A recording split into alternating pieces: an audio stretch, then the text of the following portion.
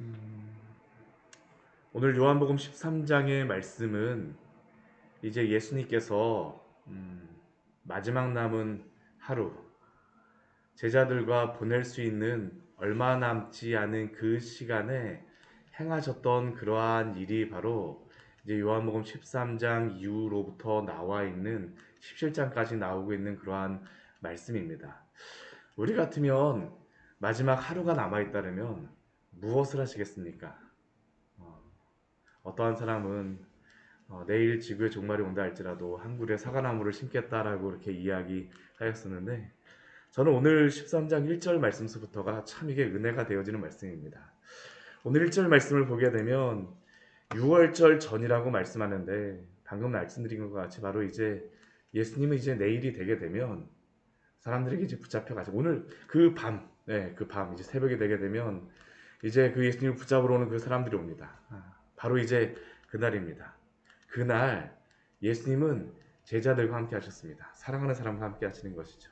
근데 그들과 함께 하시면서 하셨던 일이 우리 다른 그 사복음서 같은 경우에는 마태, 마가, 누가복음 같은 경우에는 성찬을 행하시는데 요한복음은 성찬이 이만큼도 나오질 않습니다. 저녁 식사를 하셨다고 하지만 성찬에 대한 것은 언급을 하지 않고 있어요. 그렇다는 것은 성찬 자체가 아주 우리의 구원에 대해서 필수적이라는 것을 우리에게 말하는 것은 아닙니다.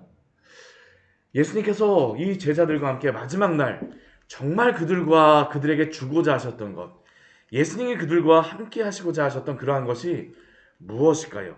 우리 1절 우리 뒤에 말씀해 보면 이렇게 말씀하시죠. 우리 1절 말씀 같이 한번 읽어볼까요? 6월절 전에 예수께서 자기가 세상을 떠나 아버지께로 돌아가실 때가 이른 줄 아시고 세상에 있는 자기 사람들을 사랑하시되 끝까지 사랑하시니라. 아멘. 예수님께서는 다른 무엇을 행하는 것도 참 의미가 있지만 정말 예수님이 이 제자들과 함께하고 나누고자 하는 것, 그것은 바로 사랑이었습니다. 아버지께로 돌아가실 때가 이른 줄을 아시고 이 밤이 이제 이 제자들과 함께 보낼 수 있는 마지막 이제 시간이라는 것을 아시고 세상에 있는 자기 사람들, 예수님이 지금까지 함께하였던 제자들, 얼마나 3년의 시간 동안 많은 일들이 있었습니까? 그렇죠. 우리가 요한복음 1장서부터 보게 되면 우리는 갈릴리에서 예수님이 제자들을 부르시는 것서부터 생각을 했었는데 그렇지 않습니다. 이 요단강서부터 세례 요한을 따라다녔던 여러 제자들, 그러한 사람들 그 미리 만나셨던 것이죠. 거기서부터 만나시면서 그들과 이런 관계를 시작하시고 나서 여러 가지 표적 가운데에 여러 가지 이적 가운데에 함께 하셨던 그러한 사람들, 자기 사람들을 사랑하셨고 사랑하시고 또한 오늘 말씀에서는 끝까지 사랑하신다라고 우리에게 말씀하십니다. 이 끝까지라는 이 의미는 무엇일까요? 그냥 단순히 예수님이 지금 이 세상에서의 그러한 의미뿐만 아니라 예수님이 죽으시고 부활하시고 또한 주님의 나라에서 계실 때에도 끝까지 사랑하신다라는 것을 사실 여기에 함의하고 있는 것입니다. 자신이 택한 백성들을 끝까지 사랑하시니라. 그래서 주님께서 하시고자 하시는 그러한 일은 무엇일까요? 오늘 1절 말씀에 또 중간에 보게 되면 뭐라고 말씀하냐면 세상을 떠나 아버지께로 돌아가실 때가 이른 줄 아시고 하나님의 나라로 가신다라고 말씀하지 않습니다. 어디라고 말씀하십니까? 아버지께로라고 하죠. 하나님의 임재가 있는 그곳. 그리고 그곳까지 누구를 또 인도하시겠습니까? 자기가 사랑하는 그러한 사람들. 끝까지 사랑하시는 그 사람들을 주님의 나라까지 인도하심을 우리에게 알려주고 계십니다. 또한 이 말씀은 당신이 택한 그러한 백성들을 끝까지 사랑하심으로 하나님의 그 임재가 있는 곳까지 끝까지 인도하시리라는 그 약속의 말씀인 줄 믿습니다. 그리고 그들과 함께 하시는 일이 이제 나오게 되어지죠. 그것은 바로 오늘 세족식에 대한 그러한 것입니다.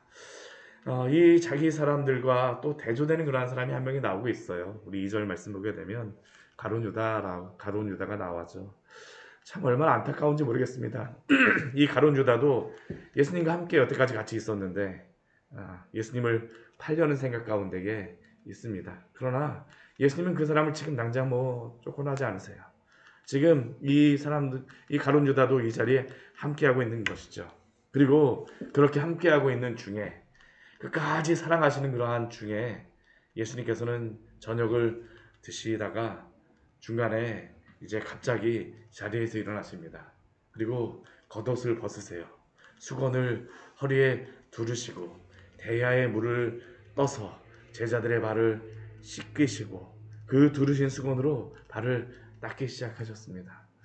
이러한 일들을 하셨을 때 제자들의 반응이 어땠을까요? 아마 깜짝 놀랐을 겁니다. 그렇죠. 정말 깜짝 놀라요. 아니, 왜 선생께서, 왜 주께서 이러한 일을 하시지? 아니, 왜 이렇게 하시지? 하면서 어떤 제자들, 첫 번째 아마 발을 씻어주는 제자는 멍하니 저는 그냥 쳐다봤을 것 같아요. 사실은 발을 씻어준다라는 것은 가장 천대받는 그러한 종이 해야 하는 것이 바로 발을 씻어주는 것입니다. 근데 이게 참 말씀이 우리가 의미가 있는 것이 앞에 우리 12장의 말씀에서는 시작하는 그러한 말씀이 무엇이었습니까? 마리아가 향유옥합을 예수님의 발에 붓고 머리털로 이렇게 머리카락으로 씻는 그러한 말씀이 나왔었는데 우리 13장 말씀에서는 이제는 예수님께서 제자들의 발을 씻어주시는 것이죠. 12장에서 예수님의 장례를 준비하셨다라고 하면 이제 예수님께서는 자신이 십자가에 달리실 것을 아시고 끝까지 사랑하심으로 제자들의 발을 씻기시는 그러한 일을 하시는 것입니다. 그 두르신 수건으로 닦기 시작하시네. 그리고 이렇게 닦으시는 중에 누구의 차례가 되었냐 하면 이제 베드로의 차례가 되었습니다. 베드로 이러한 예수님의 그러한 모습을 보자 마음속에 너무나도 죄송한 거예요. 베드로가 딱 보이지 않습니까? 저희들 여러 가지 베드로의 그러한 행적들을 보게 되면 베드로의 그런 모습이 보이잖아요. 이제 16절 말씀 보게 되면 베드로가 예수님께 말합니다. 주여, 주께서 내 말을 씻으시나이까? 아니 내가 어제 그 며칠 전에는 그 5일 전에 5일 전에는 마리아가 향유옥합을 부었었는데 이번엔 제가 해야 될 것 같은데요 하면서 이 베드로의 마음이 이것 아니겠습니까? 주님을 사랑하는 마음입니다. 주님을 사랑하는 마음이에요. 주님을 사랑하는 마음 가운데에 아니 저 이거 아닌 것 같은데요. 아무리 생각해봐도 주님이 저에게 겉옷을 벗고 수건을 가져다 허리에 두르시는 것은 종들이 할 것이지 주님이 행할 그러한 모습이 아닙니다. 라는 게 바로 이 베드로의 그러한 그 대답입니다. 말입니다. 당연한 그런 반응이겠죠. 근데 예수님께서 베드로에게 무엇이라고 말씀하십니까? 내가 하는 것을 내가 지금은 알지 못하나 이후에는 알리라. 지금 이 베드로가 왜 그렇게 할까요? 주님을 사랑하지 않거나 주님을 믿지 않는 것이 아닙니다. 알지 못하였기 때문이죠. 알지 못하였기 때문입니다. 주님이 정말로 이제 십자가에 달리시면서 마지막으로 이 제자들을 끝까지 사랑하심으로 섬겨주시고 이들의 발을 닦아주신다라는 것을 베드로는 이해를 하지 못하겠어요. 아니 내가 해야 되는데. 근데 예수님이 이 제자들의 발을 씻어주고자 하시죠. 그러나 이 말을 들었음에도 불구하고 베드로는 주님께 또 이야기합니다. 주여 내 발을 절대로 씻지 못하시리이다. 정말 베드로다운 그러한 대답이에요. 절대로 제 발은 안 됩니다. 절대로 내 발은 씻지 못하십니다. 근데 이러한 절대로라고 대답하는 이 베드로를 향하여서 예수님은 더 강력하게 말씀하시죠. 무엇이라고 말씀하십니까? 내가 너를 씻어주지 아니하면 내가 나와 상관이 없느니라. 내가 너의 발을 씻어주지 않으면 너는 나와 상관이 없다라고 말씀하시니까 베드로가 어떻게 할까요? 이번에 정말 깜짝 놀라는 겁니다. 깜짝 놀라갖고 이번에 베드로의 반응은 무엇일까요? 정반대의 반응이 나옵니다. 주여 내 발뿐 아니라 내 손도 있습니다. 내 머리도 있습니다. 막 이 베드로가 저는 손만 내밀 뿐만 아니라 머리도 막 집어넣을 가능성도 있다라고 봅니다. 이 베드로의 그러한 모습이 보이지 않습니까? 주님이 오라고 하면 그냥 먼저 그냥 막 물에 뛰어 들어가서 막 주님께 그 헤엄쳐서 가는 이 베드로의 모습. 주여 내 발뿐 아니라 내 손과 머리도 씻어 주옵소서. 그때 우리 주님께서 하시는 그러한 말씀이 무엇일까요?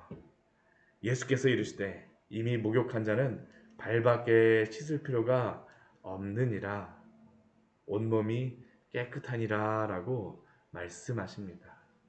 이 의미가 무엇일까요? 우리가 이 그 세족식을 지금 예수님께서 행하시는 건데 이 세족식의 그러한 의미를 우리가 볼 때에 이것은 세례의 그러한 의미는 아닙니다. 세례의 의미는 무엇입니까? 거듭남의 그러한 의미죠. 네, 거듭남의 의미입니다. 죄가 완전히 다 씻어지는 것들. 이전의 모든 죄를 예수 그리스도께서 다 씻어주시는 그러한 의미입니다. 근데 우리 이 세족식에서 예수님께서 말씀하시는 의미하신 건 무엇일까요? 온몸을 씻어주시는 그러한 게 아닙니다. 무엇만 씻어주십니까? 발만 씻어주세요. 이 발만 씻어주신다라는 그러한 의미는 무엇입니까? 이미 거듭난 그러한 사람들입니다. 주님의 백성이 자기 백성이죠. 이미 백성된 그러한 사람들입니다. 그러나 이미 백성 되었음에도 불구하고 그 백성된 자들의 삶에서 일어날 수 있는 일이 무엇일까요? 죄가 여전히 틈탈 수 있다는 것이죠.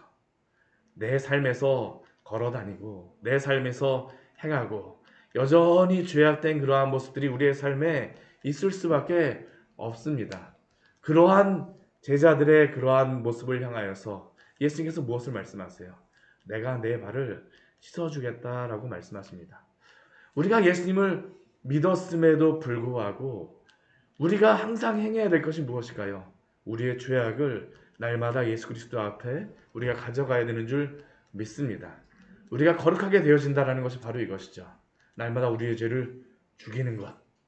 우리의 죄를 주님 앞에 가지고 가서 회개하고 다시 한번 주님과 주님 앞에 내 죄를 다 내어놓고 맡기고 주님을 의지하고 주님이 원하시는 방법대로 살아가는 것. 이게 바로 또한 제자들이 행해야 될 그러한 삶이 아니겠습니까?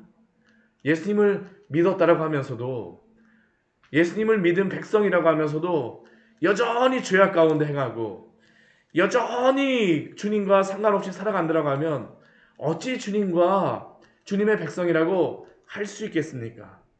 내가 너를 씻어주지 아니하면 내가 나와 상관이 없느니라. 우리는 구원파와 같이 살면 안 됩니다.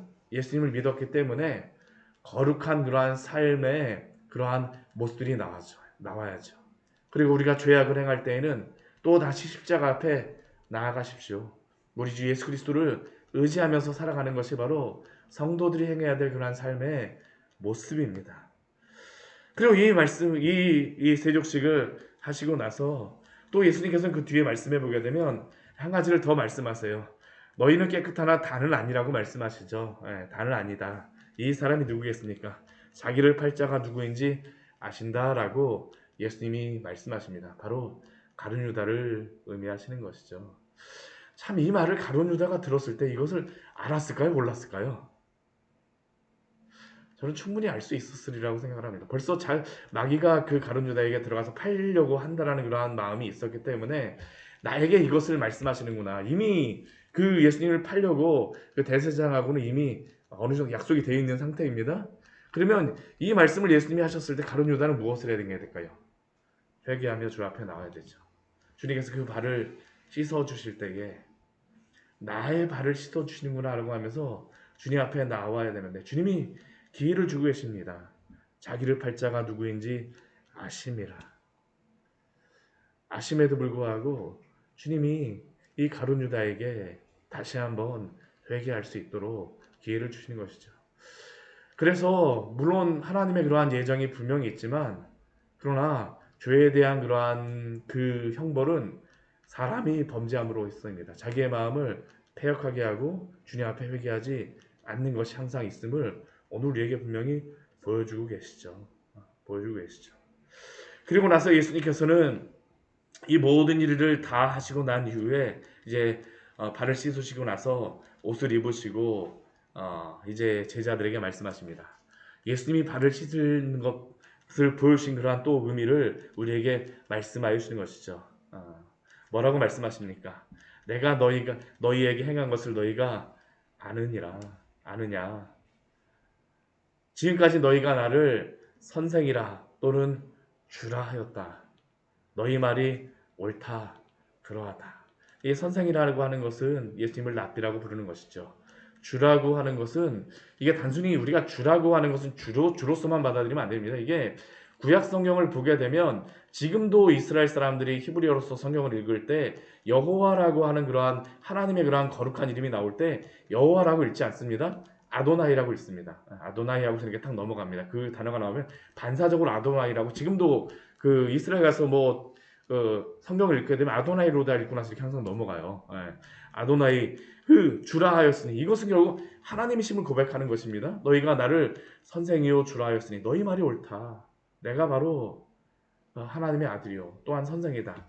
근데 예수님께서 이들이 선생이요 주라 하신 것을 예수님께서 약간 교정을 해주세요. 우리 14절 말씀은 무엇이라고 예수님께서 교정을 하십니까? 내가 주와 선생이 되어 주 또는 선생이 되어 먼저 예수 그리스도가 그들의 주님이 되어 주셔야 된다는 것이죠.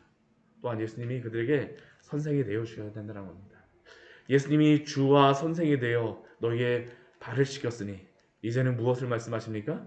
너희도 서로 발을 씻어주는 것이 옳다라고 말씀하세요. 주님이 섬기고 발을 씻어주신 것과 같이 또한 주님의 뒤를 따라가는 그러한 제자들도 서로 발을 씻어주는 일들, 겸손함으로 섬기는 일들을 행하라라고 말씀하시는 것이죠.